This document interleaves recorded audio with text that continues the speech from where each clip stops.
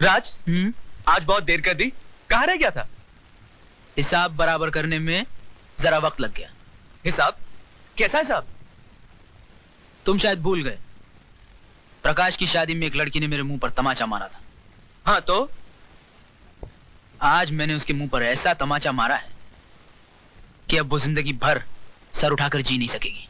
हरामजादे!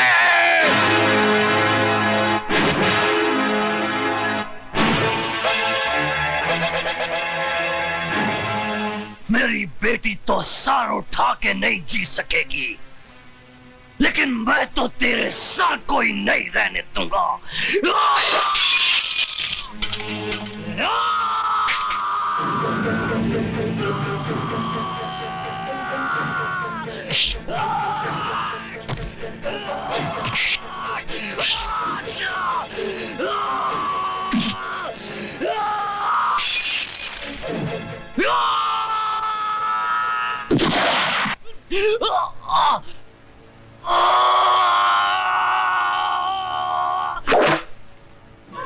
बाबा, बाबा, बाबा आप ठीक तो है ना बाबा?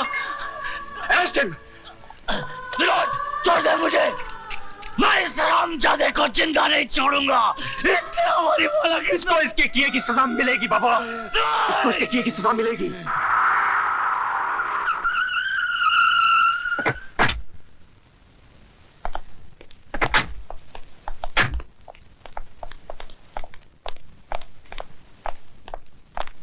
आइए।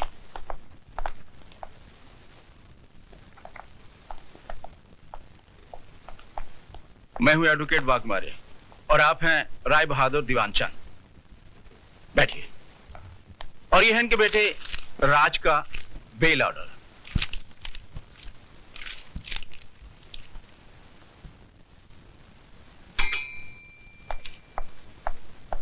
Yes sir. 324 वाले को ले आओ। Okay sir. ए, चलो, साहब ने तुमको बुलाया।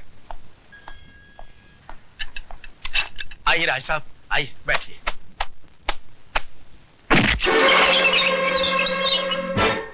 जब तक बाप खड़ा हो बेटे को नहीं बैठना चाहिए। लेकिन इनके बाप तो ये हैं और ये बैठे हुए हैं। बाप थे जब ये सिर्फ बेटा था, अब ये मुजरिम है। कानून इसका बाप है। Just who do you think you are, Inspector Khan? I don't think. I know who I am. मैं भारत सरकार का सिपाही हूं, जिसे हक दिया गया है कि जो कानून की लकीर पर पांव रखे उसके पांव काट कर फेंक दो। इंस्पेक्टर खान, तुम्हें यह वर्दी सिर्फ इसलिए मिली है कि तुम मुजरिम को गिरफ्तार करो, इसलिए नहीं कि तुम उसे सजा भी दो।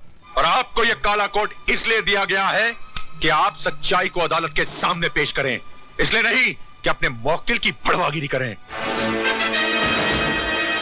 अरे जिस रुमाल से आप अपना मुंह साफ करते हैं, उसी रुमाल से आप अपने मौकिल की गंदगी साफ करते हैं। वाह, आपकी तो तारीफ करनी पड़ेगी इंस्पेक्टर खान।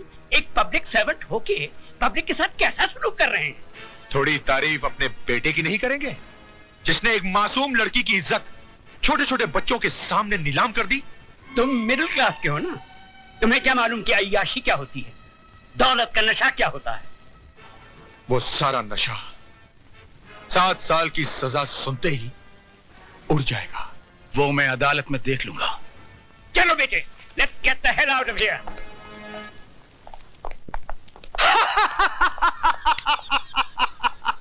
राय बहादुर उस चीज का इस्तेमाल कभी नहीं करता है जिस पे एक भी दाग लग गया हो तो उठा के फेंक दो अपने बेटे को।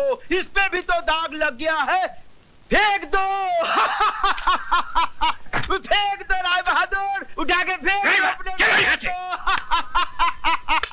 उठाकर फेंक दो राय बहादुर, फेंक दो अपने बेटे को।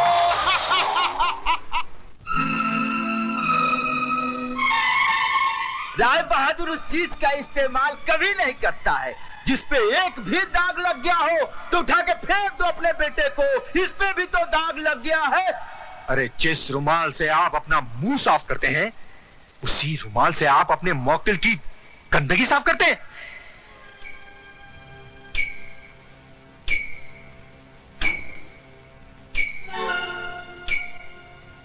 बड़ी मलिक चाय।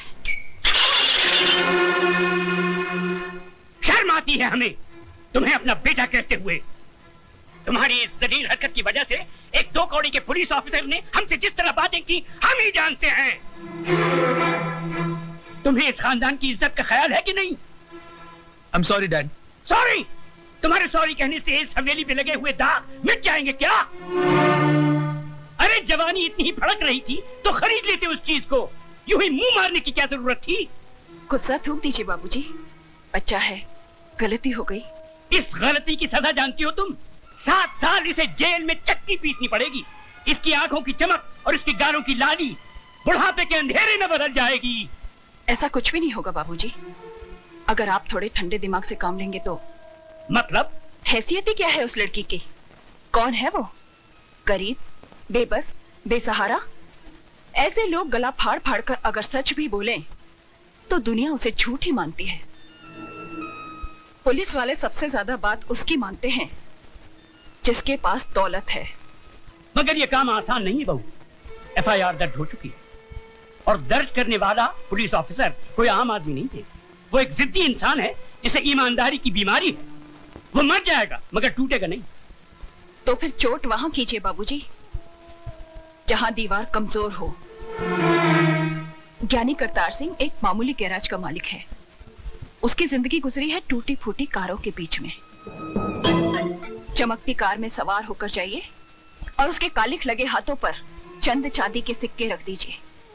2 मिनट में उसकी आंखें चुंधिया जाएंगी। चलो तो फिर ये भी आजमा के देख लेते। ज्ञानी जी इंसान गलतियों का पुतला है। गलती ना करे तो वो भगवान बन जाए। एक गलती मेरे बेटे से हुई है और वो भी जवानी के जोश में। जवानी के जोश में हुई हो या दौलत के नशे में, गलती तो गलती होती है और हर गलती की एक सजा है जो इस मुल्क का कानून अदालत में सुनाता है। 2 खानदानों की बातें अदालत तक जाएं, हमारी और आपकी पगड़ी बाजार में उछाली जाए। हमारी पगड़ी तो आपके बेटे ने उछाल दी, अब आपकी पगड़ी की बारी है।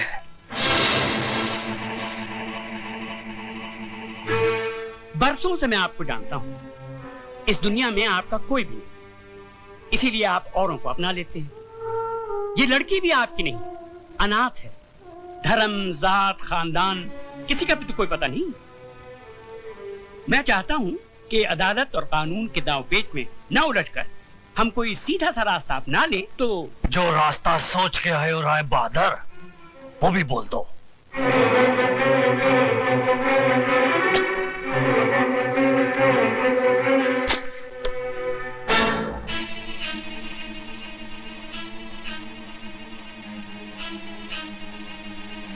ये 2 लाख रुपए हैं। उस लड़की ने इतनी बड़ी रकम देखना तो दूर सोचा भी नहीं होगा। ये आप उसे दे दीजिए, वो इस शहर से कहीं दूर जाकर एक नई जिंदगी शुरू कर सकती है।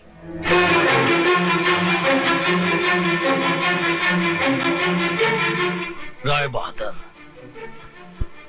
सुझाव तुम्हारा बहुत अच्छा है। जरा 1 मिनट यहीं ठहरना, जाना नहीं। 1 मिनट। हाँ,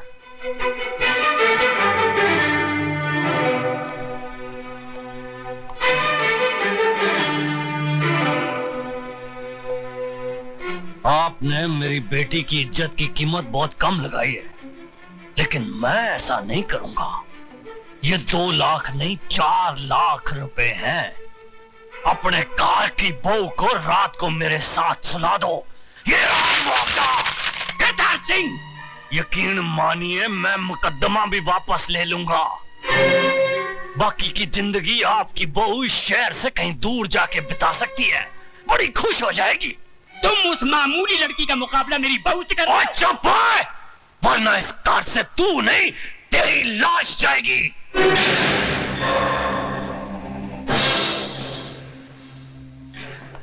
वो दौलत का जिन्ना जोर लगाना लगा ले। जेल की चक्की ना पिसवा दी ना तेरे बेटे को तो मेरा नाम सरदार करतार सिंह नहीं। फट्टे चक देगा तुहाडे सबदे।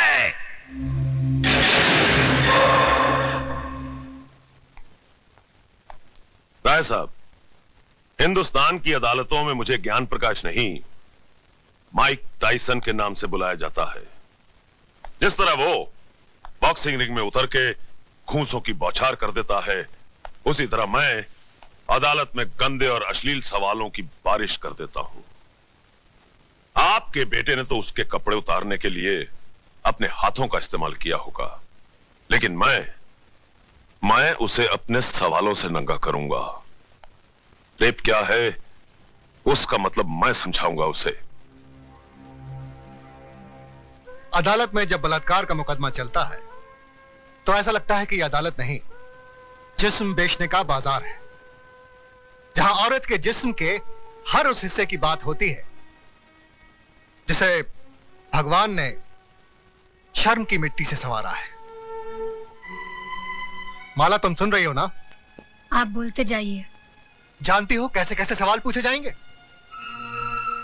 जब तुम्हारा बलात्कार हो रहा था तो तुम्हारी साड़ी कहां थी? जांघों के ऊपर या जांघों के नीचे? ब्लाउज कहां था? बदन पे था या उतार लिया गया था? रेप करने वाले के हाथ तुम्हारी जांघों पर थे या तुम्हारे स्तन पर? चुप कर वकीला, चुप कर। अगर मेरी बेटी से ऐसे गंदे गंदे सवाल पूछे जाएंगे तो नहीं चाहिए मुझे इंसाफ। लेकिन मुझे चाहिए इंसाफ। क्या पूछेगा वो वकील? यही ना कि उस लड़के का हाथ कहाँ था, जांघों पर या छाती पर? छाती क्या होती है वो मैं उसे बताऊंगी। यह है छाती, जिसका दूध पीकर हर मर्द की छाती चौड़ी होती है। इसे कहते हैं स्तन। अगर अपनी माँ का दूध पीते वक्त ठीक से न देख सका हो तो मैं उसे दिखाती हूँ। मैं औरत हूँ और मुझे फक्र है कि मैं वो काम कर सकती हूँ जो दुनिया का कोई भी मर्द नहीं कर सकता। अपने जिस्म में एक नए इंसान को जन्म दे सकती हूँ। अपनी छाती का दूध पिलाकर उसे बड़ा कर सकती हूँ, जो आगे चलकर राम या रहीम बनेगा। शाबाश माला, शाबाश। अगर हिंदुस्तान की हर औरत तुम्हारी तरह बेखौफ हो जाए तो इस समाज में औरत को वही दर्जा मिलेगा जो उसे मिलना चाहिए। शाबाश।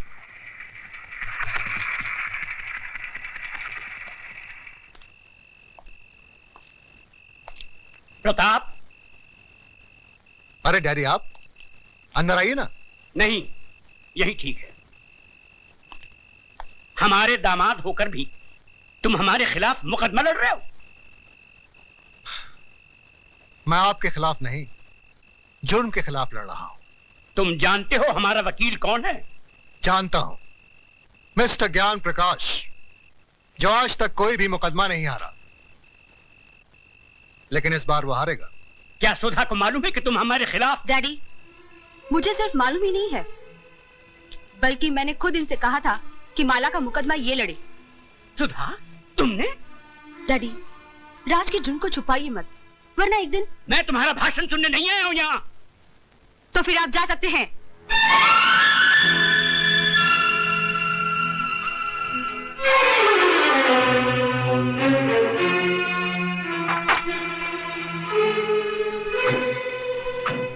माय लॉर्ड, आज इस अदालत में एक बलात्कार का मुकदमा आया है। बलात्कार यानी कि एक लड़की के साथ जबरदस्ती करके उसकी इज्जत को लूटना। मेरी राय में ऐसे अपराधी को गोली मार देनी चाहिए।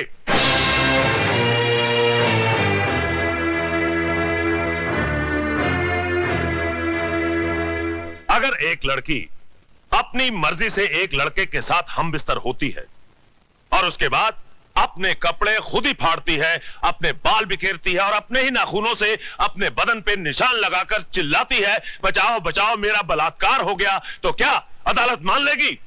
आई ऑब्जेक्ट योर ऑनर। मेरे फाजिल दोस्त मिस्टर ज्ञान प्रकाश एफआईआर में दर्ज रिपोर्ट को झूठा कह रहे हैं। झूठी रिपोर्ट को झूठा कहना गलत नहीं है वकील साहब।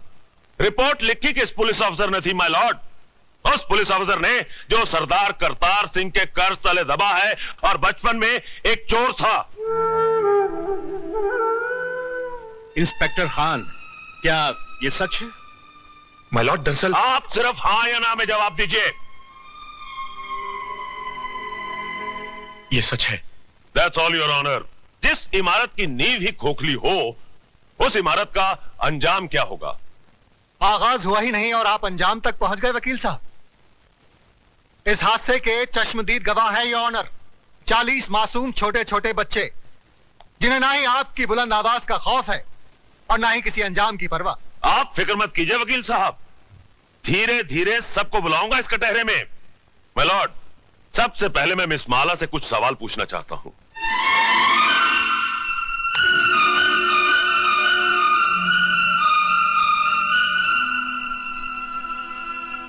मिस माला, आपका यह कहना है कि मेरे मुवक्किल मिस्टर राज ने आपके साथ बलात्कार किया, लेकिन मेरा यह कहना है कि आप अपनी मर्जी से उनके साथ हम बिस्तर हुई और उसके बाद उन्हें बदनाम करने के लिए आपने उन पे इल्जाम लगाया कि उन्होंने जबरदस्ती आपकी ऐसा धंधा आपके खानदान की लड़कियां करती होंगी, मैं नहीं करती। You bloody! खबरदार, जो एक भी लफ्ज गलत बोला तो आपको शर्म नहीं आती अपनी बेटी जैसी लड़की से ऐसी बात कहते हुए? मिस माला, ये मंदिर नहीं जहां प्रवचन किया जाए, ये अदालत है जिसमें एक मासूम की जिंदगी का फैसला होने वाला है। जिसने मेरी जिंदगी को गाली बना दिया वो आपको मासूम लग रहा है, इसलिए कि उसने आपके जेब में हरे हरे नोट भर दिए? अगर नोटों के लिए ऐसे ही अपने जमीर को बेचते रहे तो एक दिन इसी कटहरे में मेरी जगह आपकी बेटी खड़ी होगी, जो ऐसे किसी रईस के बेटे की हवस की शिकार हुई होगी। उस दिन न तो ये नोट आपके काम आएंगे और न ही आपकी आवाज गले से बाहर निकलेगी। गुनहगार को सजा दिलवाने के बजाय आप उसकी तरफदारी कर रहे हैं। तुम जैसे वकीलों को तो जन्म देकर तुम्हारी माँ भी पछता रही होगी। Order order! आप क्या ऑर्डर किए जा रहे हैं? क्या आप सबका जमीर मर गया है? ये वही हिंदुस्तान है जहाँ औरतों को पूजा जाता था, कभी सीता के रूप में तो कभी सावित्री के रूप में।